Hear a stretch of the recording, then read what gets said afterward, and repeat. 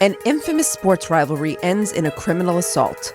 30 years later, the case became the center of an Oscar-nominated film. This is the Tonya Harding story.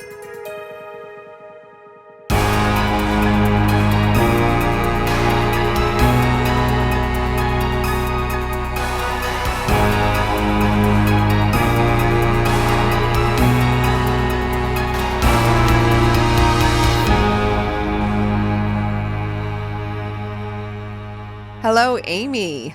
Yay. Tonya Harding. I'm so excited, Meghan. I don't know if this yay is great. is the right one, but or the right way to say that. I love the movie. Obviously, the story is anyone in our generation, knows the story well. I'm so excited. Yeah. All right. Well, you kicked us off last week with the real women behind the movie Hustlers. Well done. Thank you. And so I was like, I have to find one that's as good as Amy's. Well, I have to deliver it as well as Amy delivered hers. Did you actually see the movie, which is I, Tonya, starring Margot Robbie and Allison Janney? I saw it on the plane to Japan. I was going to say, how did you watch a movie? Oh, okay. So you really, I was betting that you hadn't seen the movie, but I'm impressed. Okay. And did you like the movie? But Meghan, the only reason why I saw it, I was like tied to a seat for like 16 hours. I had no choice but to watch a movie. Yes, I know that's the only reason. That's why I didn't think you would have seen it. I thought it was fabulous. Allison Janney's incredible. Oh, okay. So, I mean, I'm a Margot Robbie fan She's who great. plays Tonya, Yeah. but I'm a huge Allison Janney fan. And she plays Tanya's mother, Levana. Mm-hmm. And by the way, Allison Janney was also a figure skater at one point. Oh, so that's cool. Interesting tidbit, right? I did not know that. Yeah. Yes, she was in real life.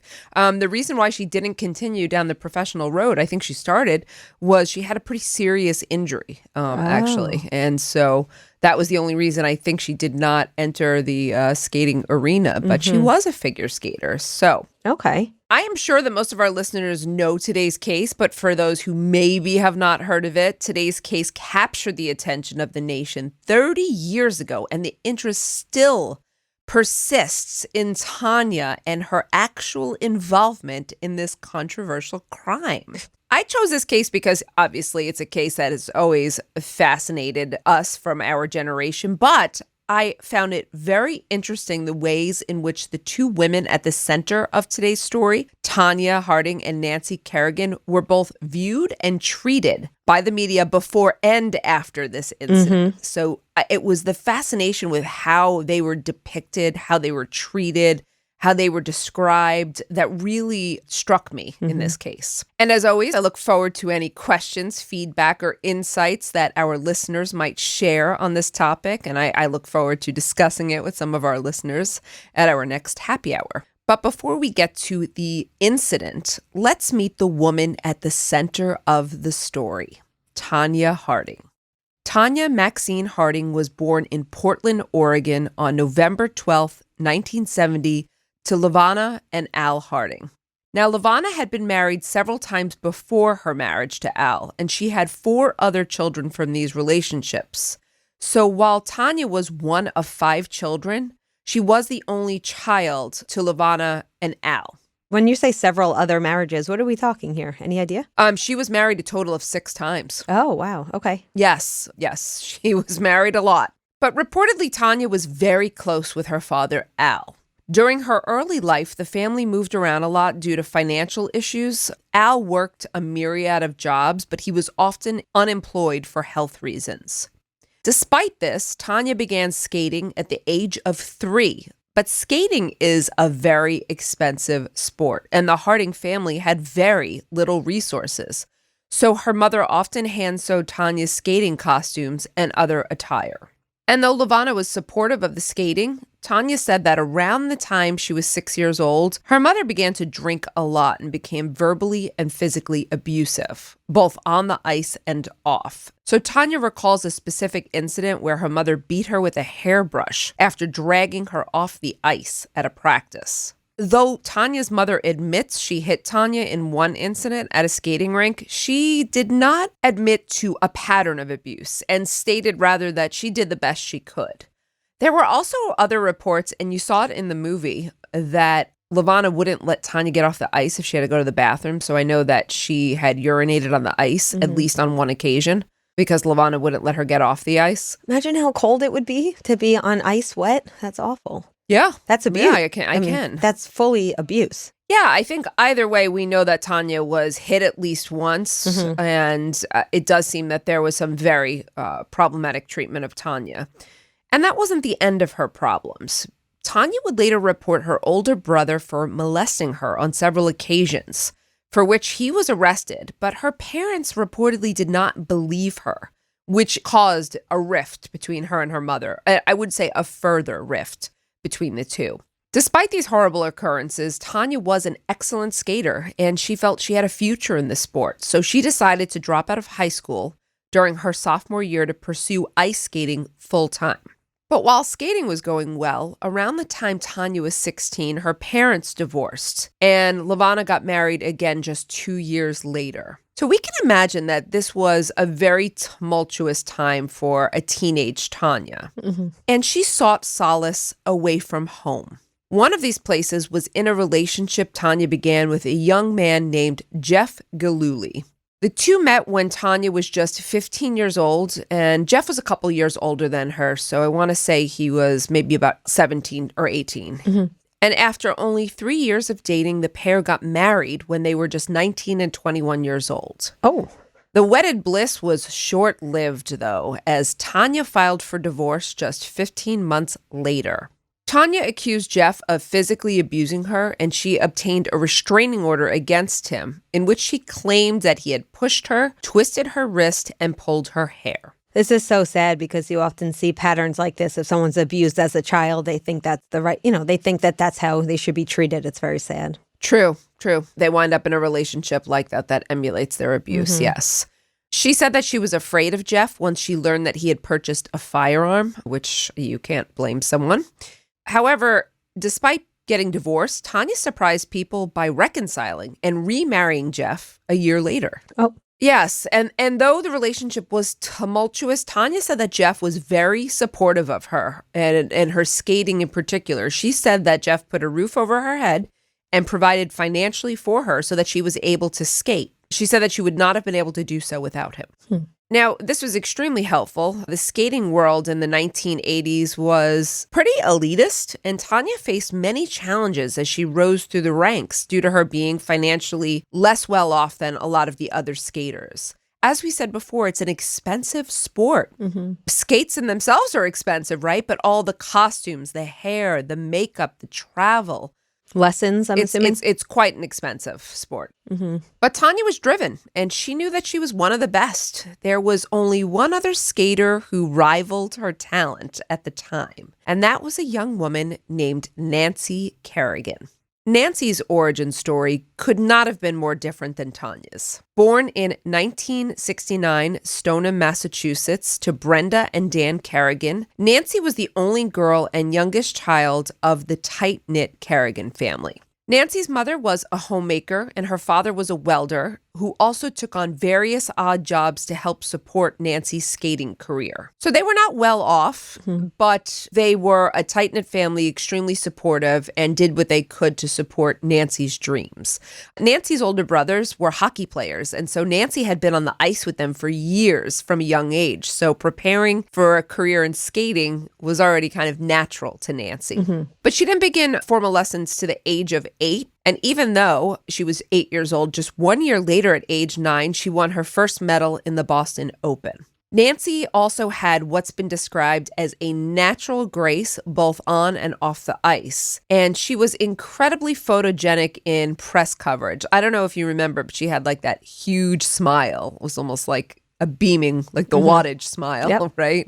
So while Tonya and Nancy often skated in the same competitions, it soon became clear from a media perspective that Nancy was considered the more graceful and easy to talk to skater, while Tonya had a different representation. You know, the representation was that Tonya was a little bit rougher around the edges, that Tonya was always chewing gum, kind of snapping the gum, and she was a little bit more brusque.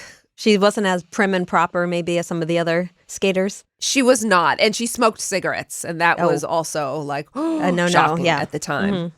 I mean, side note on that one, I just don't know how you would smoke and skate. I just couldn't I don't breathe, know. But that's beyond the scope here.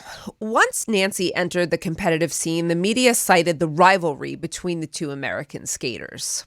Tonya, who was coached under Diane Rawlinson, a former Ice Capade star, made a name for herself by placing 6th in the U.S. Figure Skating Championships in 1986 and working her way up to 3rd in 1989. From there, Tonya went on to win the National Skate America competition, which was a major victory. So these are all the national competitions that figure skaters have to enter in the professional arena. And while Tonya had some setbacks in 1990, 1991 was her shining year when Tonya became the first female skater to land a triple axel jump in the U.S. Figure Skating Championships and again at the ISU World Championships. I remember this. I do. It was a big deal. This was a huge deal. She jumped and rotated 3 times in the air. I mean, it was powerful. Yes. And again, she was the first female skater to do it in a competition. So Tonya used this move to beat Nancy Kerrigan at both competitions, and it became her signature jump.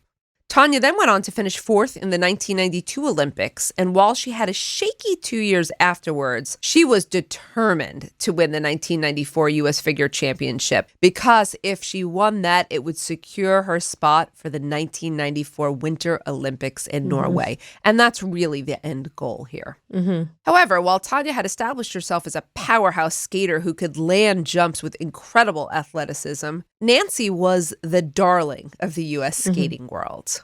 Her grace on the ice, as well as the way she composed herself in interviews, more closely represented the ideals of the skating culture. Tonya was not a favorite there. Nancy was considered sophisticated, attractive, and classy, and though she might have lacked Tonya's athleticism, she was still an incredible skater and a rising star of the late 80s. From 1989 to 1992, Nancy placed 2nd in the U.S. Championships, earning her a trip to the 1992 Olympics beside Kristi Yamaguchi. Do you remember Kristi Yamaguchi? Did you watch skating, Amy? I don't think that you could have been alive at this time and not watched it. Even if I didn't seek it out, I just feel like it was everywhere, right? Yeah. I felt the same about gymnastics at the time as well. In that Olympics, Nancy brought home the bronze medal, so very accomplished. She then won the U.S. Championships in 1993, but unfortunately, she had a horrible performance at the World Championships in Prague with several mistakes, and she was quite devastated by that failure, but she was determined to get back to the Olympics, so she trained hard, improving at competitions later that year. By the end of 1993, Nancy Kerrigan and Tonya Harding were looking like the 2 best hopefuls for the U.S. Olympic skate team. All they had to do was beat the other out at the 1994 U.S. Championships. But an incident would occur that would put their dreams on the line. On January 6th, 1994, in Detroit, just 2 days before the U.S. Championships, Nancy left the ice following a practice. She stopped to speak to a reporter in the hallway that led to the lockers when a man she didn't know ran up and smashed her in the knee with a baton before fleeing the packed building by breaking through a glass door. Nancy fell to the ground, crying out in pain as she was quickly attended to by medics. Known as the whack heard around the world, Nancy Kerrigan was carried off by her father and quickly rushed to the hospital, where it was determined that she had sustained bruising and injury to her knee and quadriceps tendon, but luckily it was not a break. However, the injury would still impact her ability to perform, and Nancy was forced to withdraw from the championships. They were just 2 days later, and there was really no way she could perform. But the big question was, who would have done this and why? Nancy had no idea who her attacker had been. She did not recognize him. Megan, the man who attacked her, he wasn't wearing a mask of any sort? He was not wearing a mask. No. And did anyone see him? I'm assuming he got away, right? But nobody... Yes, a lot of people saw him. There were eyewitnesses and there was surveillance surrounding Nancy's attack. So let me just tell you, it did not take police long to identify the perpetrators. Okay.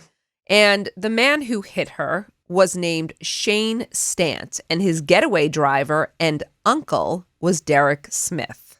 But who were these men, and what did they have to gain by attacking Nancy Kerrigan?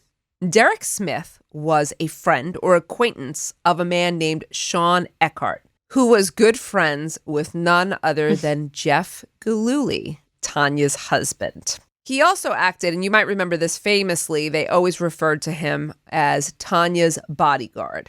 Why would Tonya need a bodyguard? Well, there had been some threats to skaters. At the 1993 competition, a death threat was made against Tonya. And though the perpetrator was not identified, her husband Jeff was alarmed, and his friend Sean assumed this role of bodyguard. Sean had established himself, he called himself a professional bodyguard. I think he did some bodyguard work, but I don't know how serious it was. He also had a lot of fantasies about what he did for a living. Was Tonya paying him, or he was just like doing it for goodwill? I think he was more of an entourage, and I think he was kind of just doing it I think it was for his image, because he fancied himself a professional bodyguard. He also had, like I said, a lot of fantasies about working in counterterrorism and counterespionage. He told a lot of stories. And later, when interviewed and called out about the false nature of these claims, he still held to them, claiming that he had trained and worked in these areas, even though no one could ever substantiate this. So I want to say something, too. You know, we'll talk about the movie a little bit later on, but one of the things that was not true in the movie, they claimed that Sean was the one who phoned in the threat against Tonya. I mean, it could have been true, but in real life, they said they could never find out who actually threatened Tonya. So I think it's pretty clear who was behind that, but okay. Oh, you meaning you think he was behind threatening Tonya? Yeah, I think so. You don't? I don't know, to be honest. I'm going to reserve. I mean, I know what he did to Nancy, but Tonya, did he threaten her just because he wanted the bodyguard position? Possibly. Okay. Anyway. We'll put that aside. Sean was ultimately the person who'd set up the attack on Nancy Kerrigan, and he had a very big mouth, bragging about being the perpetrator to just about anyone who would listen. So it was no surprise that he was also caught just days after the attack. But the biggest question of the investigation was how involved Tonya herself had been. Had she known about the attack? Was she the one who had actually put this plan into motion? I mean, did she think that Nancy was that much of a rival that she needed to take her out of the competition? These were the questions that loomed. Well, in the beginning, there was no evidence to support any claims against Tonya's involvement. So she was allowed to skate in the U.S. Championships just 2 days after the attack. And on January 8th, she won the gold. So with Nancy out of the competition, Tonya wins. Now, would she have won with Nancy in the competition? We'll never know. Some might say that this cleared the path for her because with this win, Amy, Tonya secured her spot in the 1994 Olympics. And that spot was pretty much up for grabs between Nancy and Tonya. That was the speculation, yes. During an interview on January 11th with KOIN TV, Tonya claimed she didn't have anything to do with the attack on Kerrigan and she didn't know who did. However, she and her husband Jeff met with FBI agents for an interview, and just 2 days later, the arrests began. Sean Eckhart and Derek Smith were first, followed the next day by Shane Stant. So everyone else involved, basically. So I'm assuming that people just started talking and pointing fingers at this point? Absolutely. Except for Tonya and Jeff. But only a week after Tonya claimed on national television that she'd known nothing about the attack plot, she told a different story to the FBI. On January 18th, after hours of interviews, I read it was something like 10 hours, Tonya admitted that she found out after the attack that her husband, Jeff Gillooly, had paid Sean and his accomplices to have Nancy taken out of the competition. Tonya very quickly filed for divorce from Jeff after this discovery, and she held another press conference in which she told reporters that she did not have any prior knowledge about the attacks, but said the following: "I am responsible, however, for failing to report things I learned about the assault." What was her husband saying publicly? He hadn't said anything publicly until then, but he was arrested shortly after, and he did talk as well. The case became a media storm, if you might. I mean, I'm sure you remember that. It was featured in every major news outlet. I remember that picture of Nancy Kerrigan in the paper crying, why? That was everywhere. But since Tonya had not been part of the initial plot, she was still allowed to participate in the Olympics. And so was Nancy Kerrigan. So Nancy had not been able to skate in the championships. And if she had not been able to skate, she, in theory, would not have been able to make it to the Olympics. However, Amy, her fellow skaters agreed that she deserved to go, and they essentially gave up any claim to the Olympics so that Nancy could go and compete. Isn't that incredible? Tonya was part of that consensus as well? No, it meant that the both of them were going to the Olympics. Yeah, but all of the other skaters, you said, like, got together. Well, the other skaters who would have had a claim, Tonya already earned her spot because she won the championship. So Got it. Tonya was in no matter what. Okay. The other skaters, though, agreed. So this meant that Nancy and Tonya would be skating against each other for the Olympic gold. Do you remember what public sentiment was at this point in the story? So it was a little bit mixed. I mean, most people felt that Tonya was involved and she was hated. She was definitely a hated woman. Again, Nancy Kerrigan was America's darling. However, the press also was kind of poking fun at Nancy. Nancy was crying out, why? And somebody claimed that they heard her saying, why me? And it became this dramatic retelling of Nancy. So they were sympathetic, but also they were poking fun at Nancy. But Tonya was definitely kind of the hated woman at the time, for sure. But here it would be, the Olympics, and the showdown between the two would play out on the ice this time.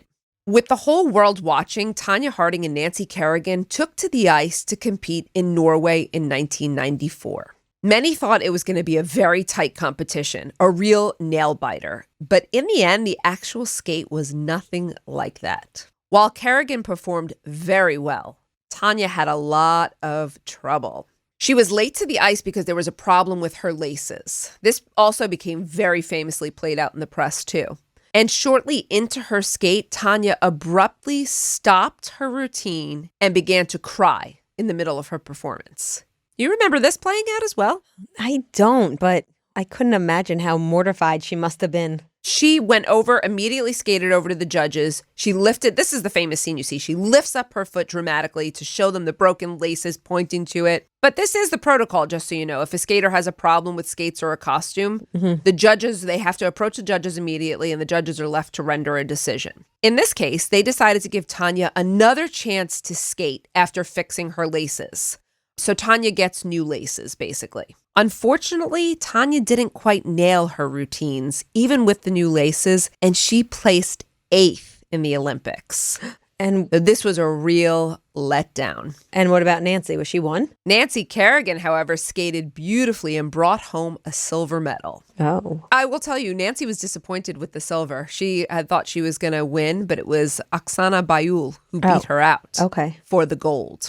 While this would be the last Olympic skate for both Tonya and Nancy, it certainly would not be the last we would hear about the women. But before we get there, let me describe the criminal case outcome.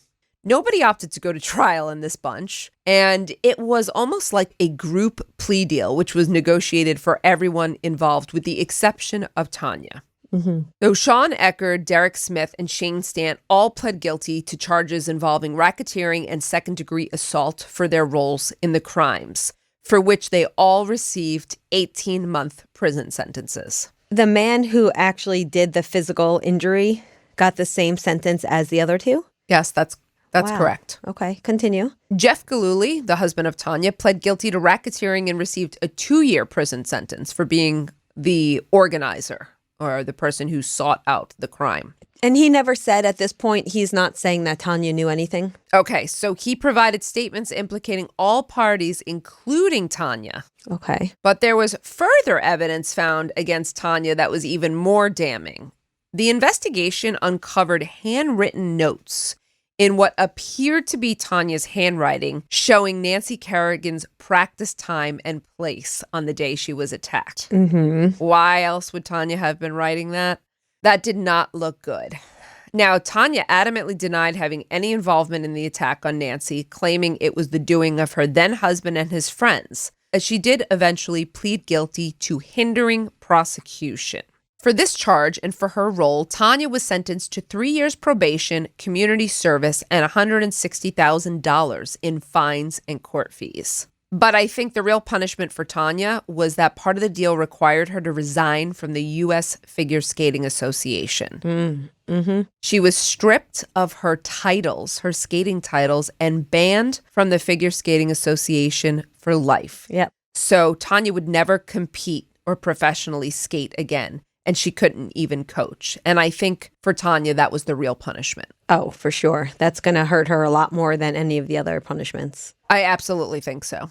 And even afterwards, Tonya has faced public scrutiny about just how much she knew or didn't know about the attack.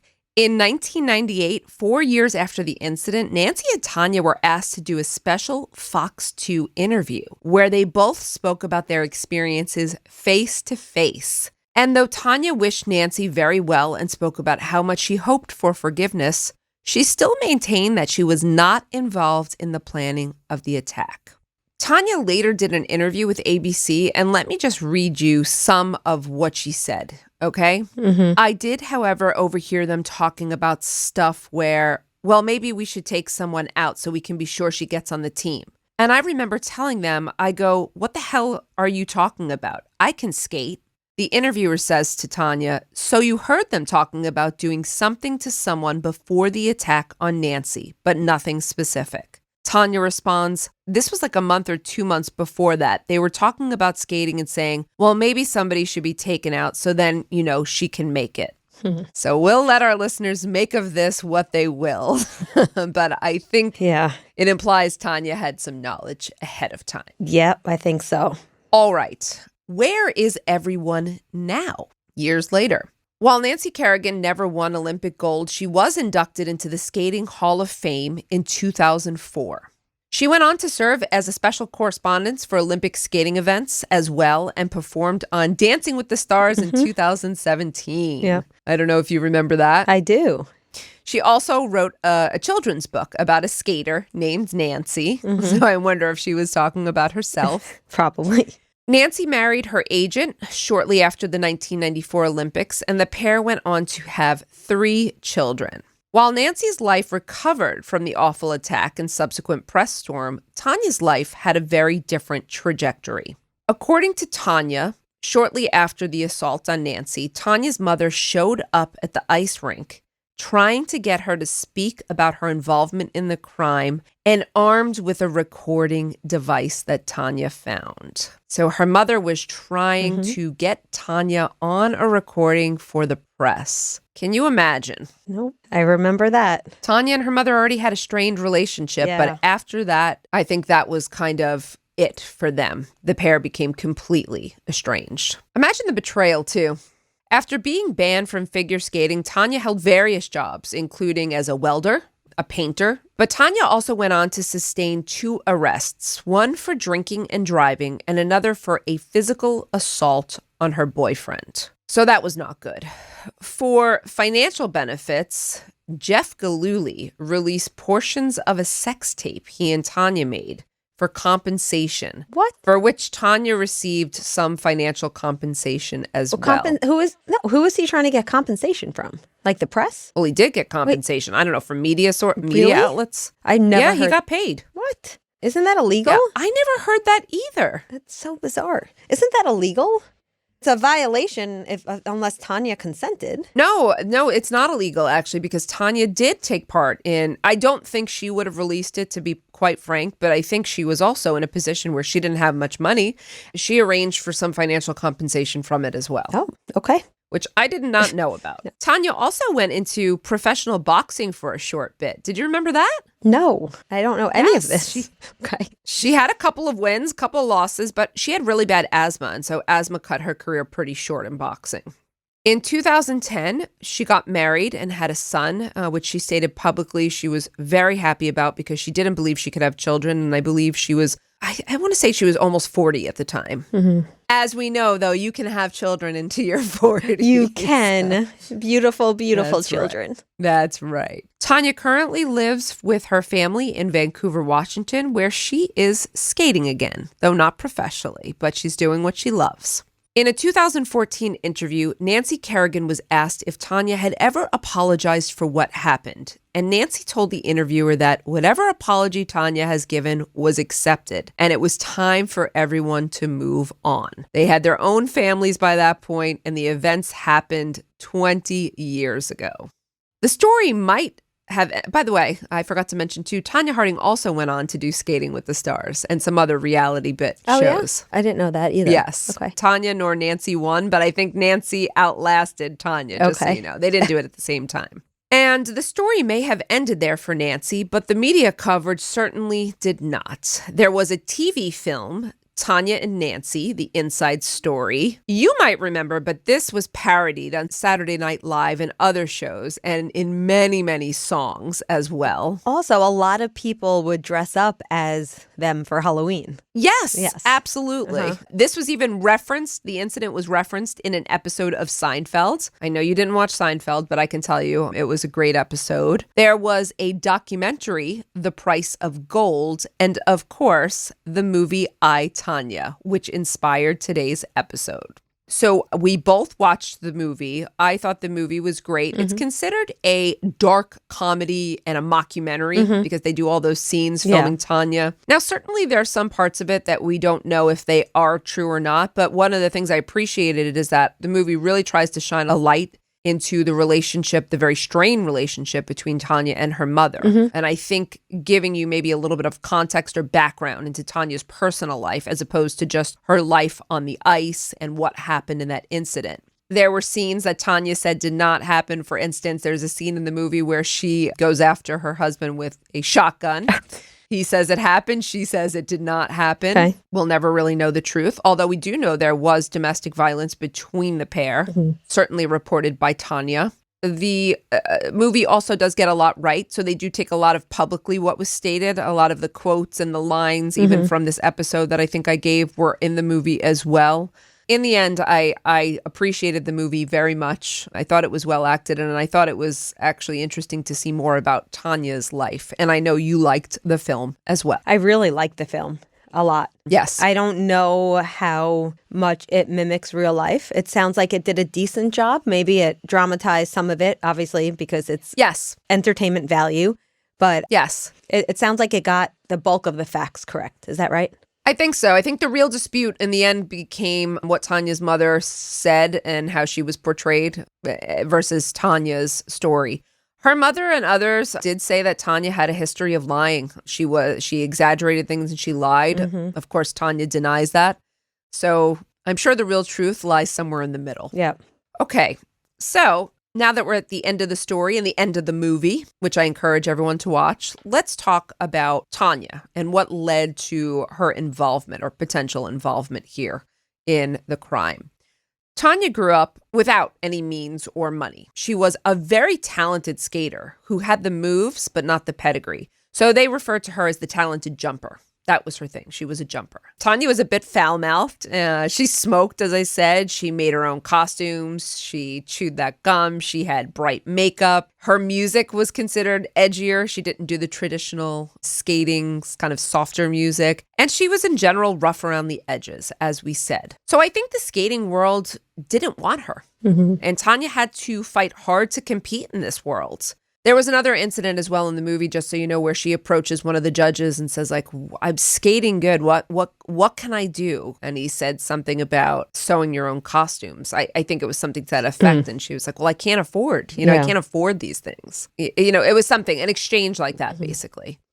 And I think that Tonya felt that she couldn't rise to the top the traditional way. And I'm not sure she was wrong. I'm not sure she was right, but I'm not sure she was wrong. So I think she took part in this plot against Nancy Kerrigan. I do think that she had some involvement. It probably was not as extensive as some might think, but there was involvement in my opinion. And I think it's because she thought that she couldn't win against Nancy, either due to Nancy's talent or because Nancy was a favorite of the judges and Tonya was not. So for me, Tonya's participation in the crime fits with strain theory in that Tonya did not feel she could succeed, even though she'd worked hard. So we talk about strain theory. We also talk about the American dream and how people strive, to work hard. Tonya did work hard for a long time. She felt that she couldn't achieve it. So the dream, I think, to Tonya did not feel within her grasp. Now, does that make what she did okay? Absolutely not. I also think that we can't ignore the fact that she was brought up around abuse. And then she, even though it wasn't violence by her own hands, she used violence to solve problems, it sounds like. Could see little hints of social learning theory, given that she seems to believe that violence is the way to handle problems. I guess so. And that might explain why she didn't appear to be very remorseful. Yeah. Because violence was learned and maybe acceptable in her home or in her views. Also, she's probably able to justify it being that she wasn't the person who actually physically harmed the victim. She's able to separate herself from it a little more. Sure. I think these are all true. In the end, the question also comes, was justice served? So what are your opinions then in the end about the justice system?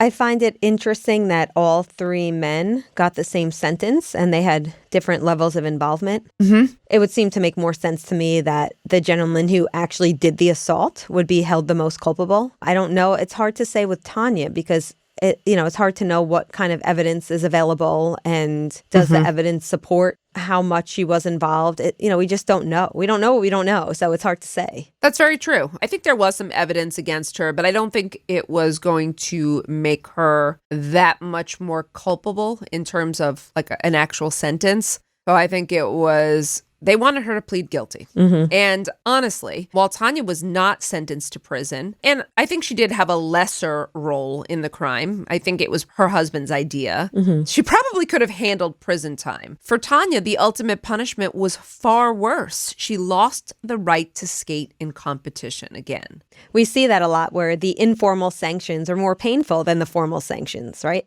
I think that the punishment doesn't always have to be defined by a prison cell, and that this is a classic example of how justice comes in different forms. Mm-hmm. That's a great point. All right. Well, that is our case for today. I hope everyone enjoyed hearing, or I guess hearing again, about the inner workings of this case. And again, I would encourage you to watch the movie if you haven't done so. I, Tonya. I'll be watching the movie again, I think, now. I'm interested to watch it through a different lens now. It was very good, Amy, I have to say. Mm-hmm. Before we go today, we'd like to take a moment to answer a question from one of our supporters. All right, Amy, what do we have? Okay, I feel like this one was written for you, given your area of expertise. Yay. So while I have some opinions, I think I'll just let you shine here. Okay. The question is, why are women more prone to poison when killing men? Okay. Well, the reason why usually is that women, when they murder, so that's the question here. When women commit murder, they're looking for a method that is more undetectable and a way to subdue a man without having to try to physically overpower them. So there are multiple reasons here. They wouldn't have to go outside of the household to get a weapon, and because poison would ensure that it could subdue a man without women having to use physical strength, and because poison for a long time was undetectable. Very good question, and definitely one I teach especially in serial murder and a few other classes as well. Thank you for that. Amy, did you want to add, or did I cover it? No, I knew exactly what you were going to say. We've talked about this a couple of times. We've covered some episodes. Yeah. Recently, we were on the podcast Serial Killers covering a very old and famous case of a woman poisoner. What was her name? Juliana Tofana? I think it was, yeah. Yes. We talked a bit about that in the episode, so it's top of mind. That's a great question. All right. Great question. Thank you so much for that. And thank you, everyone, for listening today. We'll catch you next time on Women in Crime. Women in Crime is written and hosted by Meghan Sachs and Amy Shlosberg. Our producer is James Varga. Script editing is by Abigail Belcastro. Audio editing is by Siler Burr and Jose Alfonso. And music is by Desert Media. If you enjoy the show, please remember to follow and leave a review. You can also support the show through Patreon, where you can get access to additional ad-free content such as exclusive full-length episodes, lectures, a book club, and virtual happy hours with Meghan and Amy. For more information, visit patreon.com/womenandcrime. Sources for today's episode include People.com, the movie I, Tonya, Time Magazine, Biography.com, Oprah.com, the Santa Cruz Sentinel, and the Oregonian.